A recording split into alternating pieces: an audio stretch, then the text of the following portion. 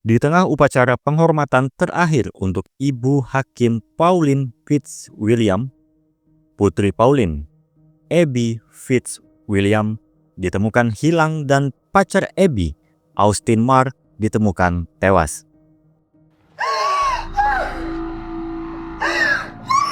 Tim CBI kemudian datang kecuali sang konsultan yang datang terlambat. Austin Marr tewas akibat tusukan berulang kali. Perkiraan kematian sekitar jam 2 dini hari tadi. Yang pertama kali menemukan adalah kakak Abby, Sophie. Sophie sendiri tidak tahu kalau Austin ada di rumah ini. Sejauh yang dia tahu, hubungan Abby dan Austin sangat baik-baik saja. Dan Sophie terakhir melihat Abby pada siang kemarin. Keamanan di rumah ini sangat ketat. Abby tercatat datang pada jam 8.40 pagi kemarin. Tidak ada catatan kepergiannya. Cho diminta Teresa untuk mencari informasi apapun tentang Austin.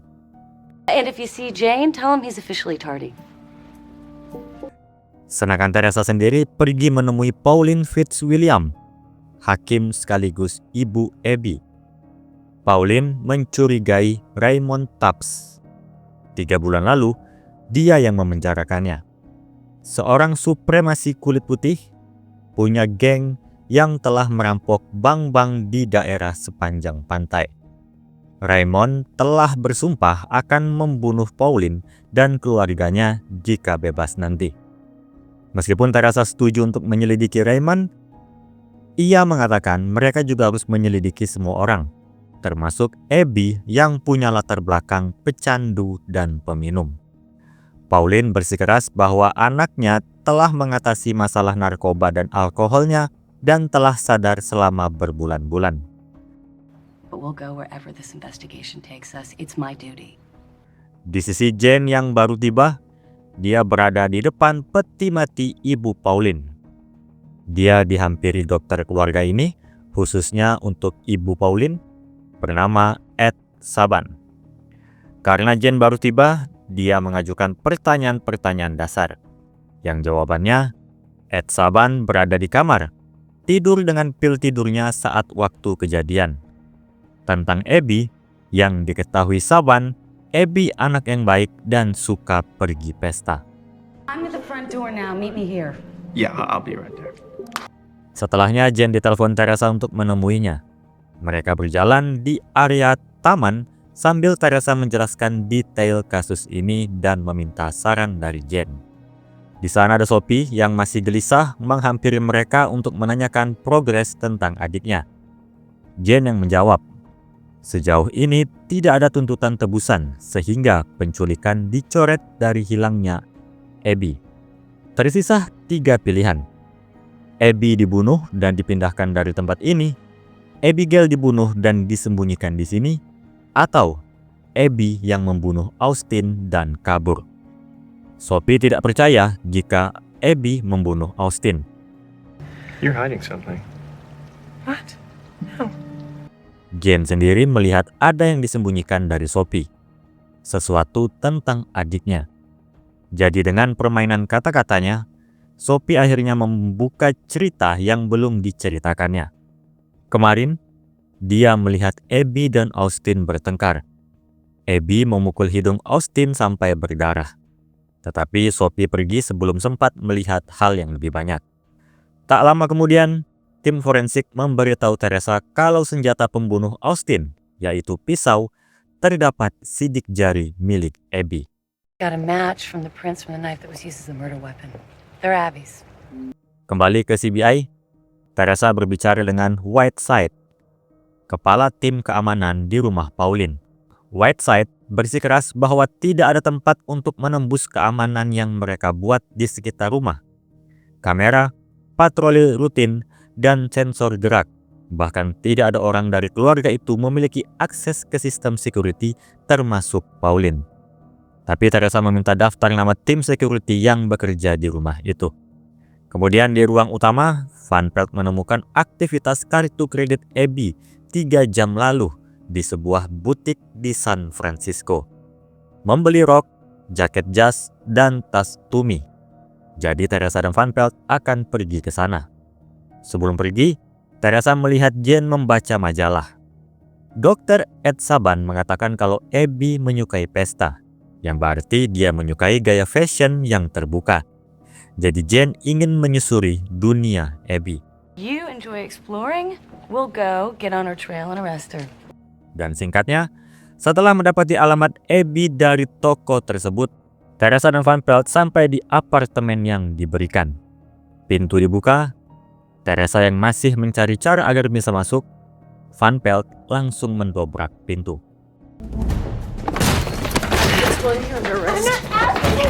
Dan ternyata, selain wanita itu, di dalam Jane sudah lebih dulu ada di sini. Wanita yang disangka Abby itu adalah Daniela, teman Abby. Kembali lagi ke CBI. Bagaimana Jane bisa ada di sana? Itu berdasarkan barang-barang yang dibeli melalui kartu kredit tersebut. Skirt, suit, blazer, and a Timmy bag. Why? No reason. Barang-barang dengan gaya formal berbanding terbalik dengan gaya pakaian Abby yang terbuka. Jane menyelidiki satu-satunya teman Abby yang berpakaian formal hanya Daniela. Dia tinggal meminta Cho untuk mencari alamat rumah Daniela. Di ruang interogasi, diketahuilah kalau Abby telah meminjamkan kartu itu kepada Daniela 3 hari lalu untuk membeli beberapa pakaian untuk wawancara kerja. Abby sering membantu teman-temannya, dan Daniela juga memberikan informasi berharga. Terakhir, dia berbicara dengan Abby. Abby sedang minum anggur karena kesal untuk menutupi kesedihan atas neneknya yang sakit. Tapi Abby tidak akan minum jika ada Austin, karena Austin yang membuat sadar Abby untuk tidak memakai narkoba dan minum alkohol. The night Abby went missing, where were you? In LA for work. Sekarang pindah ke sisi Cho berada di penjara Folsom, California untuk menemui Raymond Tubbs. Raymond dengan gaya gangsternya menyangkal tentang adanya orang dalam yang dia miliki di kediaman Pauline. Sedangkan Cho dengan gaya tenangnya menyindir Raymond yang sebenarnya tidak mempunyai orang dalam di kediaman Pauline. Raymond terpancing untuk membuktikan kalau dia mempunyai orang dalam di sana. Dia menyebut orang dalamnya bernama Howard Dressler. Howard Dressler is his name. My guy, inside. Kemudian di sisi Jane, dia kembali ke rumah Pauline. Pertama dia bertemu Whiteside. Dengan skill mentalisnya, dia ingin tahu di mana titik buta yang ada di rumah ini. Whiteside mengatakan ada di dinding utara di sekitar parit besar. Okay. Setelah mendapatkannya, Jane lalu pergi menemui Pauline. Berbincang-bincang dan Jane melihat karpet di ruang kerja Pauline yang sangat terawat. Pauline menjawab karena anak-anaknya tidak diizinkan masuk ke ruangan ini. Terlihat otoriter, dan menurut Jane, ada satu orang yang tidak menuruti perintah Pauline, yaitu Abby. Whatever she was told not to do, that's exactly what she would do. Pauline menjawab iya. Apapun yang dilarang Pauline kepada Abby, maka Abby akan melakukan yang sebaliknya. Jane menjawab kalau Pauline terlalu disiplin, keras, dan kaku. Terkadang hal itu mendapat dampaknya. Pauline menyangkal tapi ada rasa penyesalan dari kata-katanya. Dia lalu izin untuk pergi. Melihat keadaan aman, Jane menggulung karpet tersebut. Dan tepat ketika Rigsby menelpon Teresa untuk memberitahu kalau mereka sudah menemukan Howard Dressler, orang kepercayaan Raymond, tiba-tiba alarm berbunyi. Jane yang menyalakannya. Ia mencoba menyelundupkan karpet dari ruang kerja keluar rumah. Hey, Elizabeth. When'd you get here? Kembalilah ke CBI di ruangan Madeline. Apa yang Jane lakukan tadi adalah untuk melihat apakah mungkin mayat Abby bisa dibawa. Ternyata tidak. Tetapi Madeline tetap tidak terkesan dan Pauline meminta Madeline untuk mengeluarkan Jane dari kasus ini. Jane langsung menjawab, Pauline adalah salah satu tersangka. She's a suspect. Teresa juga mengkonfirmasi itu. Pauline belum dicoret sebagai tersangka. Maka Madeline akan memberi kesempatan sekali lagi pada Jane, tapi jangan melakukan hal-hal aneh lagi. Sedangkan di ruang interogasi, Rigsby mewawancarai Howard Dressler yang bersikeras bahwa ia hanya sesekali bertukar email dengan Raymond dan itu tidak ada hubungannya dengan kasus ini. Namun ada informasi yang menarik darinya. Terkadang, Dressler membelikan narkoba dan alkohol kepada Abby. 2 bulan ini tidak ada transaksi. Hanya saja sehari sebelum kematian Abby memintanya lagi. Howard menyiapkannya dan pada paginya saat ia hendak menyerahkan, sudah banyak polisi berkeliaran di rumah Pauline. Look, I know I screwed up, but I didn't kill Austin. Informasi itu sampai pada Teresa dan Jane.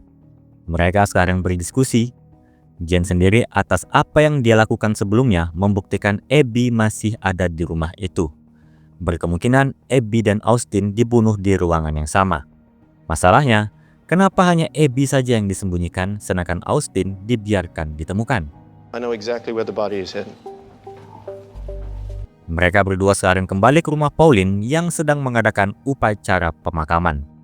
Jane menginterupsi untuk mengumumkan kalau Abby juga dibunuh oleh pelaku yang sama. Dan di manakah Abby disembunyikan? Satu-satunya tempat yang tidak akan ada yang mencarinya yaitu peti mati ibu Pauline. She's hidden in your grandmother's casket. Analisis yang sangat mengambil resiko membuat Madeleine harus datang ke sini. Madeleine, Teresa, Ed Saban, Pauline, dan Jane sekarang berada di satu ruangan untuk membuka peti mati tersebut. Dan setelah dibuka, ternyata hanya ada ibu Pauline saja.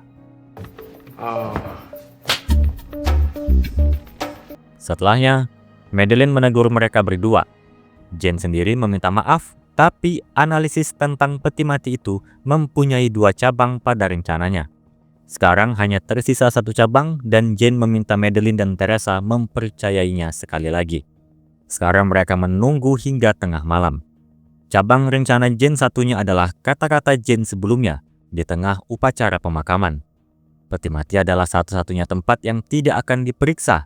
Sekarang pelaku akan berpikir demikian, apalagi peti mati itu sudah diperiksa sebelumnya. Dan dilihatkanlah seseorang menarik mayat yang terbungkus kantong sampah ke dalam ruangan peti mati. Dan orang itu adalah Dr. Ed Saban. Terdengar suara ponsel. Saban sibuk mencari dan menyadari ponsel itu berada di dalam peti mati. Dan ketika ia menjawab, Teresa dan Jane keluar dari persembunyian untuk menangkapnya. Pindah ke ruang interogasi untuk mendengar motif Dr. Ed Saban. Abby adalah seorang pecandu, dan Saban bukan mengobatinya, tapi justru memberi narkoba ketika Abby kambuh. Dia mendapat uang sebagai dokter keluarga dan uang untuk membeli narkoba. Hanya saja pada saat malam kejadian, Abby kambuh lagi. Saban memberi narkoba, tapi Abby mengalami overdosis lebih cepat daripada yang dia duga. Lalu Austin muncul melihat apa yang terjadi. Austin hendak menelpon polisi dan melaporkan Saban. Wasn't thinking. Di saat itulah, Saban menusuk Austin dari belakang, lalu membuat keadaan seperti Abby yang membunuh Austin dengan menaruh sidik jari Abby pada pisau itu. Jasad Abby sendiri disembunyikan Saban di dalam kamarnya. Dan kasus selesai. Saban ditangkap atas pembunuhan, penyembunyian mayat, pengedar, dan penyalahgunaan profesi. Sebagai penutup, Jane berkesempatan untuk meminta maaf kepada Pauline karena telah mengacaukan pemakaman ibunya dan karena bersikap tidak profesional serta menyebabkan keributan. Pauline muncul dan menyebut Jane sebagai orang yang arogan, tidak berperasaan, dan kekanak-kanaan, tapi justru menyelesaikan kasus ini.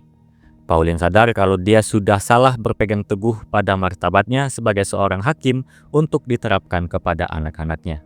Dia pergi dengan mengucapkan terima kasih pada Jane. Thank you. Thank you very much.